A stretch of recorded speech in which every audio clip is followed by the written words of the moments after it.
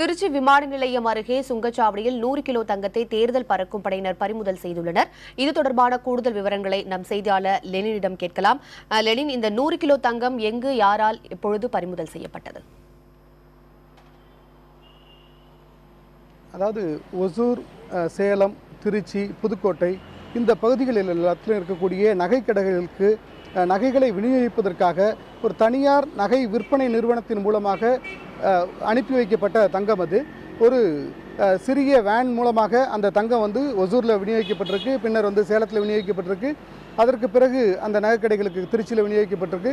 திருச்சியிலிருந்து புதுக்கோட்டை செல்லக்கூடிய சாலையில் இருக்கக்கூடிய திருச்சி விமான நிலையம் அருகாமையில் இருக்கக்கூடிய ஒரு சோதனை சாவடியில் தேர்தல் பறக்கும் படையினர் வாகன சோதனையில் ஈடுபட்டாங்க. குறிப்பாக இருசக்கர வாகனங்கள், அதே போல் கார் உள்ளிட்ட அனைத்து வாகனங்களிலையும் அவர்கள் தேர்தல் தேதி அறிவிக்கப்பட்டதிலிருந்து முழுமையான மாநகரம் முழுவதும் பல்வேறு பகுதிகளில் இத்தகைய வாகன சோதனை என்பது நடந்துகிட்டு இருக்கு. அந்த வாகன சோதனையினுடைய ஒரு பகுதியாகத்தான் திருச்சி விமான நிலையம் அருகாமையில் இருக்கக்கூடிய அந்த செம்பட் அப்படிங்கிற பகுதியில் இருக்கக்கூடிய சோதனை சாவடியில் இன்றைக்கி சோதனையில் ஈடுபட்டாங்க. அப்படி சோதனையில் ஈடுபடும் போது அந்த சிறிய வேன் மூலமாக வேனில் எடுத்துகிட்டு வரப்பட்ட தங்கத்தினுடைய மதிப்பு என்பது தொடக்கத்தில் 100 கிலோ என்று சொல்லப்பட்டது. பின்னர் அந்த கணக்கு வழக்குகளை சரிபார்ப்பதற்காக எடுத்து பார்த்தபோது அதில் 50 லட்சம் ரூபாய் பெருமானம் உள்ள 2000 கிராம் எடையுடைய தங்கம் அந்த வேனில் இருப்பது தெரிய வந்தது. அதனைத் தொடர்ந்து அந்த தேர்தல் பறக்கும் படை அதிகாரியாக இருக்கக்கூடிய பத்மாவதி அந்த வேனையும் அந்த வேனில் இருந்த நபர்களையும் அந்த தங்கத்தையும் அதோடு அவர்கள் தங்களுடைய கட்டுப்பாட்டுக்குள் கொண்டு திருச்சி மாவட்ட ஆட்சியர் அலுவலகத்துக்கு தொடக்கத்தில் கொண்டு வந்தாங்க. அதன் பின்பு திருச்சி அரியமங்கலம் கோட்ட அலுவலகத்தில் வைத்து அந்த தங்கத்தையும் அந்த தங்கத்திற்கான கணக்கு வழக்குகளையும் சரிபார்க்கக்கூடிய பணியில் தற்போது ஈடுபட்டிருக்காங்க. உமா, லெனின், அதனை ஏன் பறக்கும் படையினர் பறிமுதல் செய்தனர்? உரிய ஆவணங்கள் ஏதாவது இல்லையா? தனியார் நிறுவன தரப்புல ஏதாவது பதில் சொல்லப்படுகிறதா? இல்லை, குறிப்பாக 50,000 ரூபாய் அதற்கு மேல் கொண்டு வரக்கூடிய நபர்களிடமிருந்து பணத்தை பறிமுதல் செய்து அவர்கள் முறையாக கணக்கு வைத்திருக்கிறார்களா என்பது குறித்து விசாரணை நடத்துகிறாங்க. அவர்கள் முறையாக கணக்கு வழக்குகளை காண்பித்தால் அந்த பணத்தை அவர்களிடம் ஒப்படைக்கிறார்கள். அப்படி இல்லை என்று சொன்னால் இது தேர்தல் நடத்தை விதிமுறைகளுக்கு புறனாக இருக்கு என்ற காரணத்தை கூறி அதை அரசினுடைய கருவூலத்தில் செலுத்தக்கூடிய பணியில் அதிகாரிகள் ஈடுபட்டிருக்காங்க. அந்த அடிப்படையில் தற்போது கொண்டு வந்திருக்கக்கூடிய இந்த 50 லட்சம் ரூபாய் மதிப்பிலான அந்த 2000 கிராம் எடை உள்ள அந்த தங்கத்திற்கு முறையான கணக்கு வழக்குகள் இருக்கிறதா என்பதை தற்போது விசாரணை செய்து அந்த நகைகளையும் எடை போட்டு சரிபார்க்கக்கூடிய பணியில் அதிகாரிகள் ஈடுபட்டிருக்காங்க. அந்த நகைகளுக்கான முறையான கணக்கு வழக்குகள் இல்லாத பட்சத்தில் அந்த நகைகளை அரசினுடைய கருவூலத்தில் பாதுகாப்பாக வைத்து விடுவார்கள். அப்படி இல்லை, முறையாக கணக்கு வழக்குகள் இருக்குது அப்படின்னு சொன்னால் அதை மீண்டும் அந்த நிறுவனத்திடமே ஒப்படைக்கக்கூடிய பணியிலும் அதிகாரிகள் ஈடுபடுறாங்க. குறிப்பாக வியாபாரிகளுக்கு எந்த விதமான நெருக்கடியும் இருக்கக்கூடாது. அதே போல் சட்டவிரோதமாக பணமோ பொருட்களோ இது போன்ற கடத்தல் நடவடிக்கைகளோ இருக்கக்கூடாது என்பதிலும் தேர்தல் நடத்தக்கூடிய அதிகாரிகள் மிகவும் விழிப்போடு இருக்காங்க. உமா, லெனின், தேர்தல் நேரத்தில் உரிய ஆவணங்கள் இல்லாத பணம் மட்டுமே பறிமுதல் செய்யப்படும். இந்த நிலையில தற்போது தங்கம் பறிமுதல் செய்யப்பட்டிருக்கிறதே.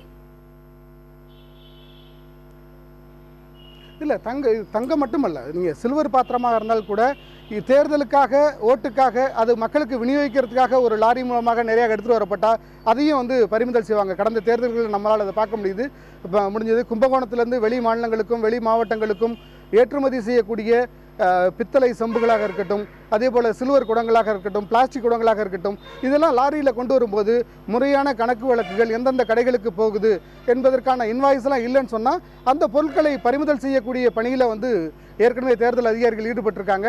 அந்த அடிப்படையில் தங்கம் கூட சிறிய ரகமாக அது மக்களுக்கு விநியோகித்து ஓட்டுக்காக அது கொடுத்து விடக்கூடாது என்பதில் அதிகாரிகள் ரொம்ப விழிப்பாக இருக்காங்க. அந்த அடிப்படையில் தான் அது பரிசு பொருட்களாக இருக்கட்டும், இது போன்று விலை மதிப்புடைய தங்கம் உள்ளிட்ட பொருட்களாக இருக்கட்டும், பணமாக இருக்கட்டும், இது எல்லாம் முறையாக கட்டுப்பாடோடு அதற்கான உரிய ரசீதியோடு உரிய கணக்கு வழக்குகளோடு அது எடுத்து செல்லப்படுவது எந்த விதமான தடையும் இல்லை. அது அல்லாத பட்சத்தில் அந்த பொருட்களை பறிமுதல் செய்யக்கூடிய பணியில் தேர்தல் அதிகாரிகள் தொடர்ச்சியாக ஈடுபட்டிருக்காங்க. அதனுடைய ஒரு பகுதியாகத்தான் இன்றைக்கு இந்த தொடக்கத்தில் 100 கிலோன்னு சொல்லப்பட்ட அந்த தங்கம் தற்போது அதுக்கு பிறகு விசாரணையில், முழுமையான விசாரணையில் அதனுடைய மதிப்பு 50 லட்சம் ரூபாய் என்றும் 2000 கிராம் எடை உள்ள தங்கம் என்றும் தெரிய வந்திருக்கு. தற்போது முழுமையாக இன்னும் அந்த கணக்கு வழக்குகளை பார்த்து முடிக்கல. தற்போது அந்த கணக்கு வழக்குகளை பார்த்துக்கிட்டு இருக்காங்க. இது அனைத்தும் சரியாக இருக்கிற பட்சத்தில் அவர்கள்ட்ட ஒப்படைப்பாங்கம்மா. நிச்சயமாக லெனின், இது போன்ற தேர்தல் அதிகாரிகளின் கெடுபிடிகளுக்கு வணிகர்கள் பெரும் பாதிப்புக்கு ஆளாகியிருக்கார்கள். இன்னும் எளிய நடைமுறை வேண்டும் என வணிகர்கள் கோரிக்கை விடுத்துள்ளனர். இது குறித்து தேர்தல் தரப்புல என்ன சொல்லப்படுகிறது? இல்லை, குறிப்பாக இங்கே திருச்சியை பொறுத்தவரை எல்லா வாகன திருச்சி மாநகரத்துக்குள் வரக்கூடிய அனைத்து வாகனங்களையும் சோதனையிடுவதற்கு ஆங்காங்கே தேர்தல் பறக்கும் படையினர் இருக்காங்க. அது மட்டும் இல்லாமல் அந்தந்த பகுதிகளில் இருக்கக்கூடிய காவல் நிலையங்களைச் சேர்ந்த காவலர்களும் இந்த பணியில் ஈடுபட்டு இருக்காங்க. வியாபாரிகளுக்கு எந்த விதமான நெருக்கடியும் இருக்கக்கூடாதுன்னு சொன்னால் அவங்க சட்டப்படியாக எந்த பொருளை எங்கிருந்து எடுத்துகிட்டு வரோம், எந்த இடத்துக்கு கொண்டு போய் சேர்க்க போகிறோம் என்பதற்கான அந்த முறையான அந்த பணம் செலுத்தியதற்கான ரசீது என்பது அவர்களுடைய கையில் இருக்கணும். அது எங்கே கொண்டு போய் சேர்க்க போகிறோம் அப்படிங்கிறதுக்கான விவரமும் இருக்கணும்.